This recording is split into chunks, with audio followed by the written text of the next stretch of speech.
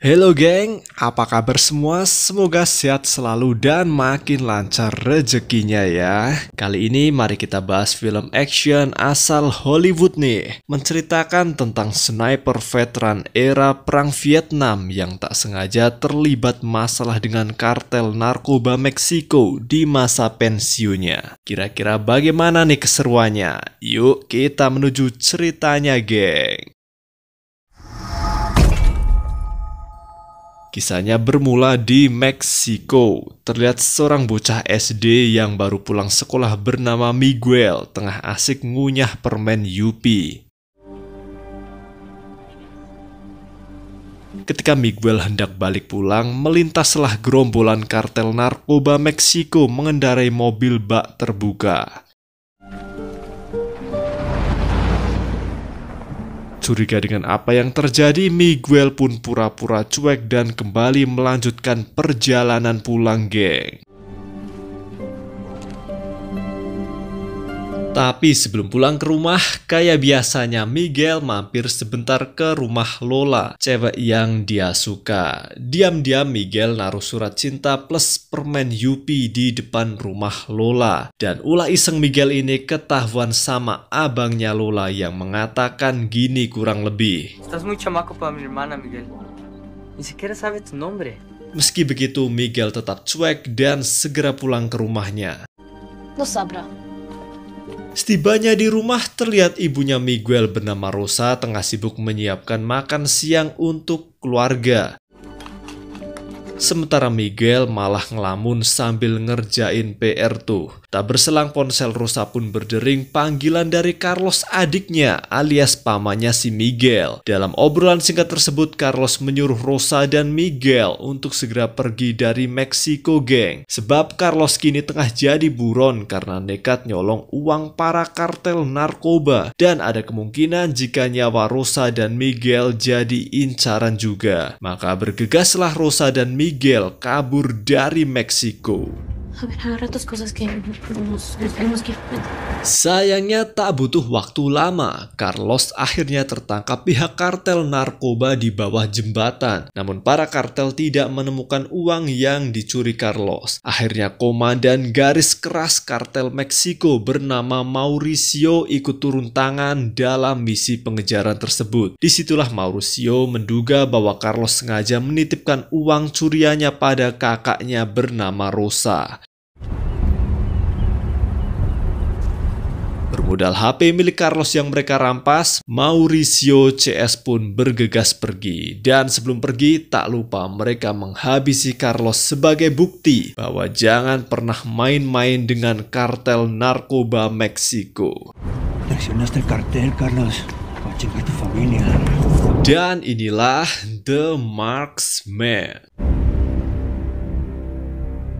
Cerita pun beralih di wilayah Naco, Arizona, tepatnya di perbatasan antara Meksiko dan Amerika Serikat. Terlihat seorang pengembala ternak bernama James Hansen atau biasa disapa Jim tengah mengawasi kawanan ternaknya. Ketika itu ia melihat salah satu ternaknya dimangsa oleh rubah gurun atau coyote. Bermodal sniper tua miliknya, Jim menunjukkan keterampilannya sebagai penembak jitu. Sekali tembak, coyote bidikannya pun tumbang. Bersama Jackson, anjing kesayangannya, Jim segera menghampiri buruannya itu. Sesaat Jim menghampiri bangkai anak sapi miliknya, tak sengaja ia melihat 5 orang imigran gelap Meksiko memasuki wilayah Amerika. Hey Pete, this is Jim Hansen. Segera Jim menghubungi pihak polisi perbatasan Amerika dan melaporkan apa yang baru saja ia lihat. Curiga bahwa jumlah imigran ini tidak hanya 5 orang, Jim pun berkeliling karena ia melihat kawanan burung yang terbang memutar seperti menemukan bangkai.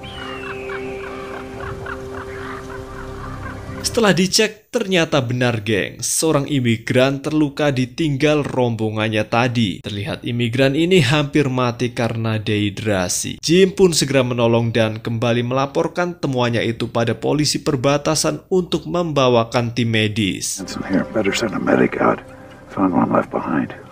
Selesai melaporkan situasi perbatasan, Jim pun kembali mengurusi ternak dan setelahnya ia pun pulang ke rumah. Sesampainya di rumah, Jim yang melihat bendera negaranya sudah kusut dan berdebu, berencana mencucinya geng. Namun tak disangka ia kedatangan tamu dari jauh. James Hansen? Seorang bankir bernama Niham yang mengabarkan bahwa rumah Jim beserta peternakannya akan segera dilelang dalam 90 hari ke depan jika Jim tidak sanggup melunasi hutang-hutangnya pada bank setempat. 6 months? Mendengar kabar ini, Jim pun merasa sedih sembari memandangi makam sang istri di atas bukit belakang rumahnya. I'm sorry for your loss. Dan tentunya sebagai nasabah yang baik, Jim meminta tenggang waktu pada pihak bank untuk melunasi utangnya itu. I just need a little time to sort things out, get back on track. Yeah. Modal tubuh tuanya, Jim bergegas pergi ke kota untuk mencari pekerjaan sampingan di proyek bangunan sebagai kuli batu. Could dig that hole for you. Be done by sundown. Sayangnya dia ditolak oleh si mandor dengan alasan Jim sudah terlalu tua untuk pekerjaan semacam ini. Someone my age? Come on, Randall. You know I can outwork any man here. Tak punya pilihan lain, akhirnya Jim terpaksa menjual semua sapi ternaknya. Namun uang penjualannya sedikit banget geng, karena sapi ternak milik Jim ini dinilai terlalu kurus. Selesai dengan urusan penjualan sapi, Jim yang pusing mampir sebentar ke bar langganannya untuk minum dan melepas penat. Tak lama berselang, datanglah anaknya Jim bernama Sarah yang berprofesi sebagai kepala polisi Arizona menyapanya. Dalam obrolan ayah dan anak ini, intinya Sarah khawatir dengan keselamatan Jim yang masa pensiunnya malah dihabiskan sebagai relawan pengawas perbatasan. Sarah pun menyarankan pada ayahnya itu untuk berhenti saja sebagai abdi negara. Come on, let's get you back. Merasa cukup ngobrolnya, Sarah yang melihat ayahnya makin mabuk dan ngelantur sigap mengajak Jim pulang ke rumah. Dan setibanya di rumah lamanya itu, Sarah kembali teringat mendiang ibunya yang sudah meninggal geng. Tidak mau larut dalam kesedihan ini, Sarah pun menyuruh ayahnya untuk segera istirahat. These old bones. Esok paginya di gurun Meksiko, sampailah Rosa, Miguel, dan seorang pemandu di perbatasan negara. Si pemandu tiba-tiba saja berubah pikiran ketika melihat patroli kartel narkoba Meksiko melintas di perbatasan itu. Dengan tergesa-gesa, si pemandu menunjukkan letak lubang di pagar pembatas antar dua negara ini, dan selebihnya adalah urusan keduanya.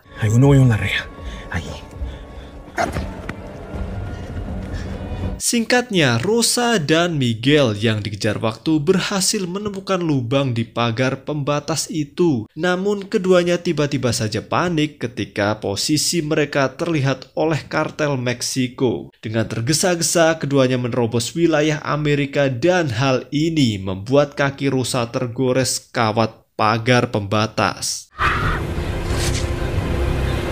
Keduanya yang berhasil memasuki wilayah Amerika tak sengaja terpergok oleh Jim yang sedang patroli. Segera Jim pun melaporkan pada polisi perbatasan tentang adanya dua imigran gelap. 10-4. Selesai melaporkan hal ini, kartel narkoba Meksiko yang dipimpin oleh Mauricio pun datang menyapa Jim. Terjadilah ketegangan di antara keduanya. Habla English. Dan di sini Jim terpaksa mengungkap jati dirinya bahwa ia merupakan pensiunan marinir Amerika yang menjadi pengawas perbatasan geng.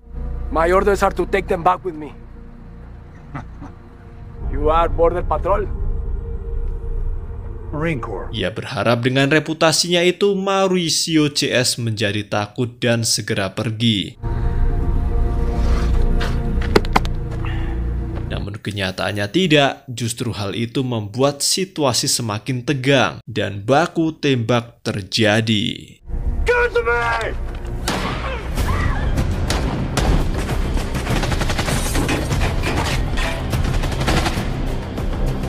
Get the truck. Move. Dalam upaya pelarian mereka ini, apesnya Rosa tertembak di perut.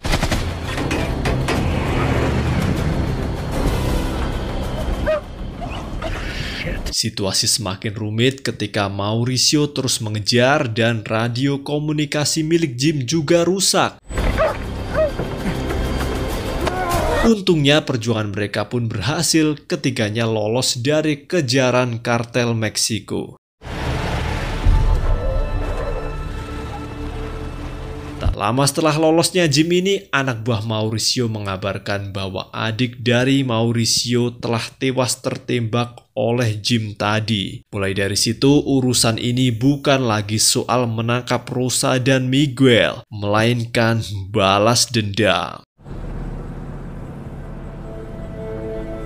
Merasa cukup jauh dari kejaran kartel narkoba Meksiko, Jim pun berhenti sejenak untuk menolong Rosa sebisanya guna menghentikan pendarahan. Disitulah Rosa yang sekarat memohon pada Jim untuk mengantar Miguel ke Chicago, sembari memberikan secari kertas bertuliskan alamat keluarga Rosa yang ada di Chicago, dan ia pun menghembuskan nafas terakhirnya.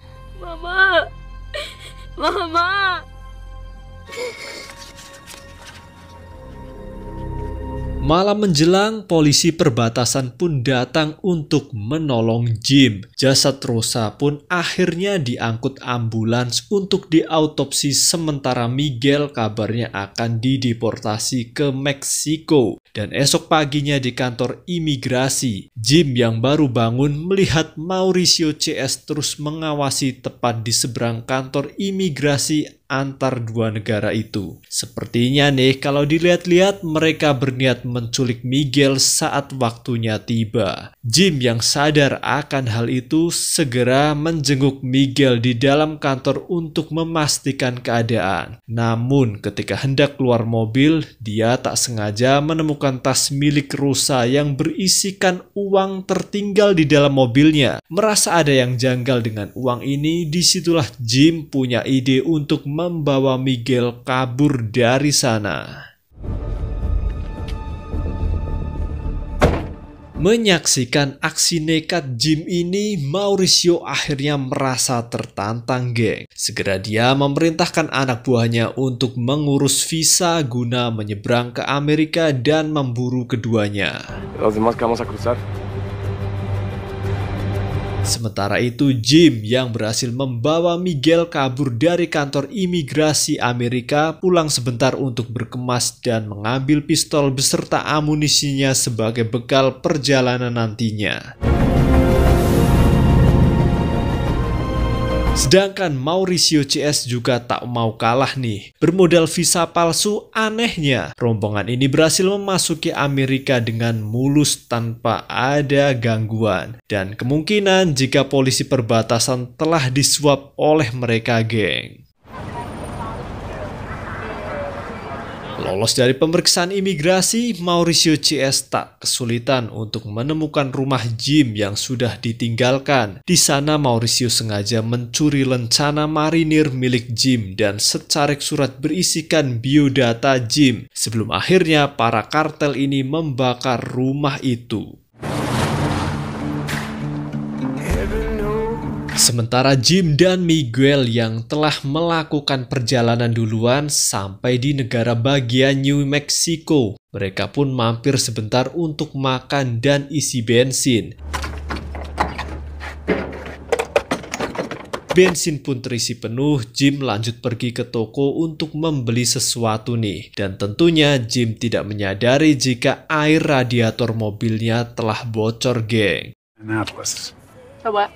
An atlas, like a map book. Di dalam toko, Jim mencari buku atlas karena doi gaptek dengan teknologi seperti GPS dan semacamnya, geng. You could try looking on that bottom left shelf over there. Dan beruntungnya Jim ketika ia menemukan atlas terakhir di rak buku yang sudah berdebu. Kata penjaga toko, mungkin atlas tersebut adalah stok lama, makanya tak terdaftar harganya. Jim pun disuruh bayar seikhlasnya saja. Thank you. Have a good one. You too. Sehabis membeli peta, Jim menelpon Sarah sebentar hanya untuk sekedar mengabarkan jika dirinya terpaksa membawa kabur Miguel karena ia merasa nyawa Miguel sedang terancam. Jim juga jujur dan mengaku punya hutang janji pada Rosa ibunya Miguel untuk mengantarkan Miguel pada keluarganya. Mendengar kesulitan ayahnya ini, Sarah mengingatkan Jim bahwa komplotan yang mengejarnya tidak main-main, sebab mereka telah membakar rumah Jim di Arizona. I'll call you later. Jim. Sementara Jim dan Miguel sudah sampai di New Mexico, Mauricio CS masih di Arizona untuk melacak keberadaan Jim melalui hacker mereka. Claro. Singkatnya, hacker Mauricio mendeteksi keberadaan Jim di SPBU New Mexico melalui transaksi kartu kredit milik Jim. Bermodal informasi ini, maka berangkatlah Mauricio CS menuju New Mexico. ¿Cara el equipo que nos vamos? Ketika Jim dan Miguel kembali melanjutkan perjalanan mereka, tiba-tiba mesin mobil mereka overheat.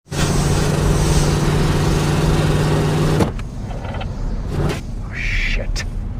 Setelah dicek di bengkel terdekat, ternyata mobil Jim kehabisan pendingin karena tempat radiatornya tertembus peluru. See, it's leaking around the core. Someone using your truck for target practice? Menurut montir yang menangani mesin mobilnya Jim, jika diservis kemungkinan akan selesai 1 atau 2 hari ke depan. Tapi jika mereka terburu-buru, ada pilihan lain, yaitu cuman ditambal. Tapi ya resikonya tidak akan bertahan lama, geng. Jadi akhirnya Jim memilih opsi kedua, yaitu menambalnya. I suppose I could probably patch it temporarily so that you could get where you are going. Sayangnya si montir tidak mau menggarapnya hari itu juga karena bengkel sudah hampir tutup. Terpaksalah Jim dan Miguel menginap di sekitaran bengkel itu. Great. See you tomorrow.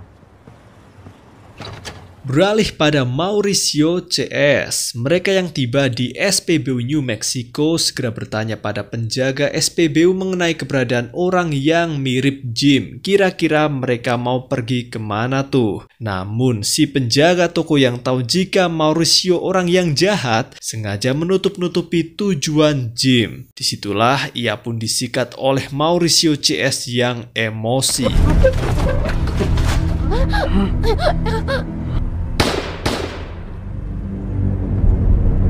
Dan hanya bermodal rekaman CCTV SPBU, Mauricio kembali berangkat mengejar Jim.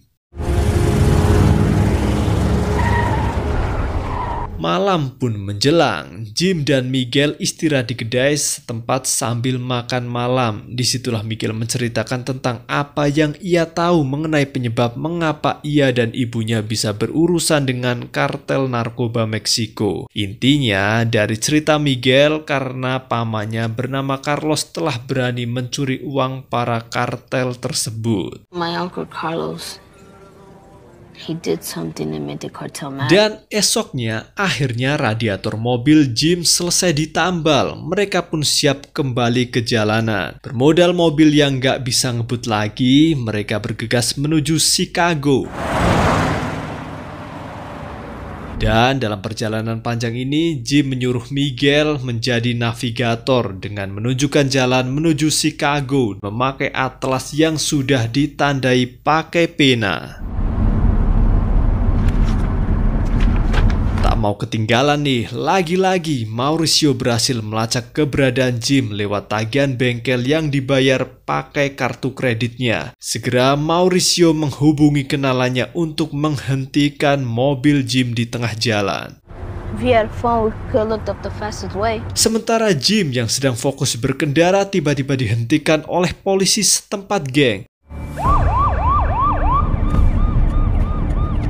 Tanpa tahu kesalahannya apa, singkatnya semua senapan miliknya disita oleh si polisi ini. Keduanya pun disuruh untuk menunggu tapi tidak jelas nungguin apa. Merasa curiga, Jim mulai sadar bahwa polisi ini adalah orang bayaran Mauricio. Berkat bantuan Jackson, anjingnya Jim, mereka berhasil melumpuhkan si polisi sialan ini.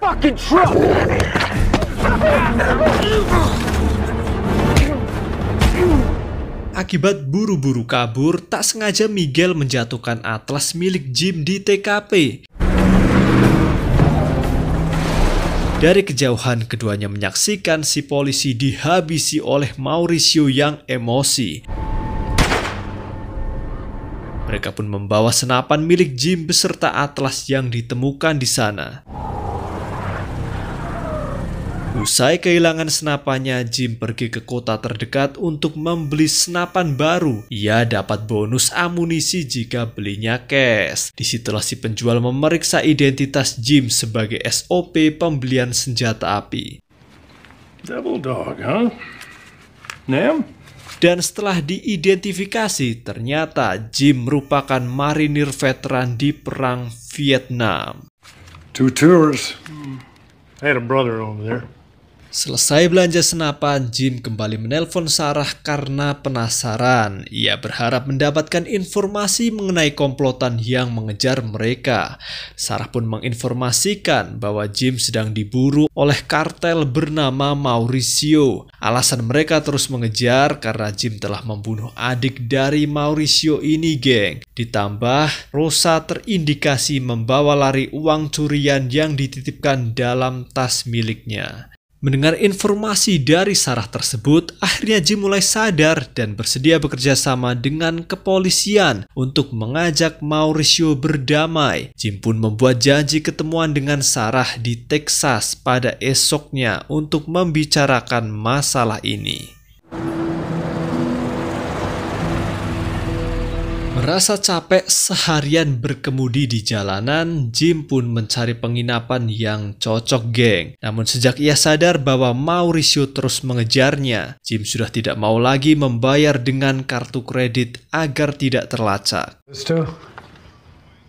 Dalam kesempatan istirahat ini, akhirnya Jim mau bercerita jujur pada Miguel bahwa ia belum lama ini juga baru kehilangan orang terkasih, yaitu istrinya yang meninggal karena kanker. Saat ini dia tengah terlilit hutang akibat biaya pengobatan sang istri yang begitu mahal. Dan singkat cerita, keduanya pun istirahat malam itu.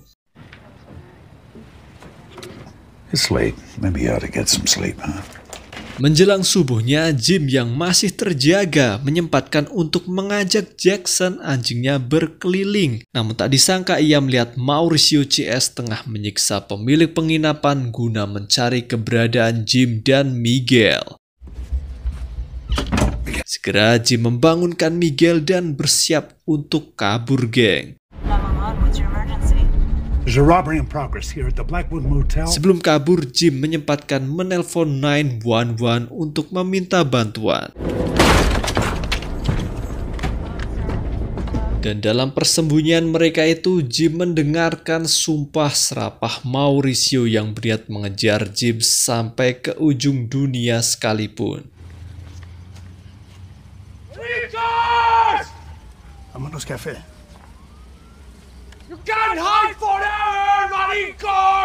Merasa situasi sudah aman, Jim menyuruh Miguel untuk kembali ke mobil duluan. Sementara ia akan mencari Jackson anjingnya yang ketinggalan. Namun apesnya ketika Jim hendak menjemput Jackson, ia justru melihat anjingnya dibantai oleh Mauricio yang emosi. Tentunya merasa sedih anjing kesayangannya terbunuh. Pagi itu juga Jim menyempatkan menguburkan Jackson. He's in heaven now. No such thing. My dog's nowhere but buried, and that ain't where he belongs. Melihat hal ini, Miguel jadi ikut sedih, geng. Ia berharap bahwa suatu saat Rosa ibunya juga mendapatkan pemakaman yang layak seperti Jackson. I hope someday there's a funeral for my mother. Mendengar keresahan dari Miguel barusan, Jim pun iba dan menyempatkan mampir ke gereja terdekat untuk mendoakan Rosa, ibunya Miguel. May the perpetual light shine upon Rosa. Rest in peace. Selesai berdoa, Jim pun balik menelpon Sarah untuk mengabarkan bahwa kerjasama dengan kepolisian dibatalkan. Kali ini Jim sudah membulatkan tekadnya untuk mengantar Miguel ke Chicago sesuai janjinya pada Rosa. Dan di lain cerita, Mauricio yang bingung melacak keberadaan Jim dan Miguel akhirnya menemukan petunjuk baru ketika anak buahnya membuka atlas milik Jim. Mereka menemukan tujuan sebenarnya Jim, yaitu Chicago. Dengan sigap, Mauricio menghubungi kenalannya untuk mengawasi jalanan menuju Chicago. Hello. Yeah. Dan untuk kali ini Jim tidak mau bergerak gegabah dengan terburu-buru menuju Chicago. Maka dari itu sebelum melanjutkan perjalanan, Jim menyempatkan melatih Miguel cara menggunakan pistol untuk berjaga-jaga. With that can on the left. Menjelang malamnya, di tengah istirahat keduanya, Jim pun menyerahkan uang yang ada di dalam tas Rosa pada Miguel. Tapi justru Miguel menolaknya, geng, karena ia tahu bahwa uang tersebut adalah hasil curian pamannya. Keduanya yang merasa bahwa uang tersebut sudah tidak berguna lagi, memutuskan membakarnya untuk menghangatkan diri. Lanjut perjalanan menuju Chicago. Ketika mobil Jim memasuki jalanan tol, terlihat orang suruhan Mauricio berhasil mengenali mobil mereka. Jim pun langsung sadar bahwa keberadaannya kembali terlacak. Ia mencoba mengambil jalan tikus untuk mengecoh Mauricio. Namun upayanya kali ini gagal. Justru Mauricio muncul dan terjadilah aksi menegangkan. Pada akhirnya mobil milik Jim pun berasap dan tidak mumpuni untuk diajak kebut-kebutan lagi. Jim pun nekat turun untuk menantang Mauricio dengan sniper yang ia beli.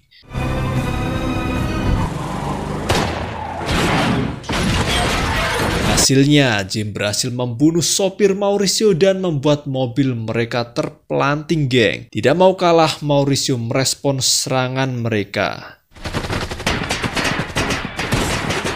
Karena terdesak oleh serangan Mauricio CS, Jim dan Miguel memutuskan kabur menuju peternakan terdekat untuk merencanakan serangan balik. Dan lagi-lagi keterampilan Jim sebagai sniper veteran ditunjukkan. Ia berhasil melumpuhkan anak buah Mauricio.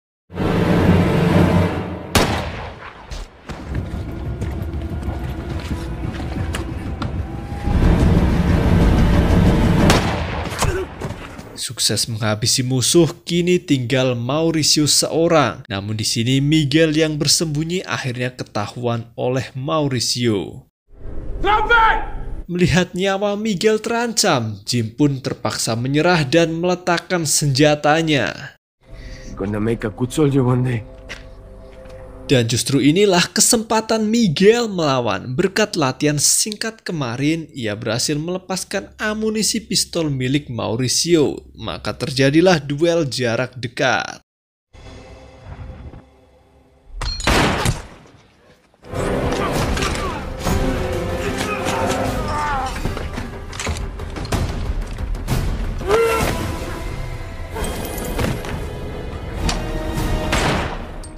Mauricio yang kalah duel akhirnya dengan gentleman mengembalikan lencana marinir milik Jim. Secara kesatria, dia memilih bunuh diri daripada dibunuh oleh lawannya. Masalah pun usai, kini Jim dan Miguel yang tak punya kendaraan berhasil mendapatkan tumpangan penduduk lokal menuju Chicago. Sampainya di alamat yang dituju mereka, Jim pun memberikan lencana miliknya sebagai kenang-kenangan. Dan Miguel pun segera disambut oleh bibi beserta neneknya di sana. Sedangkan Jim yang terluka memilih balik ke Arizona, geng. Namun melihat kondisinya yang terluka parah, sepertinya itu mustahil. Dan Jimmy pun memilih turu sajalah. Cerita pun selesai.